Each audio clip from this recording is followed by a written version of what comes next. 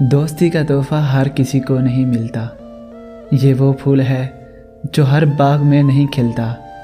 اس پھول کو کبھی ٹوٹنے مت دینا، اس پھول کو کبھی ٹوٹنے مت دینا، کیونکہ ٹوٹا ہوا پھول پھر نہیں ملتا۔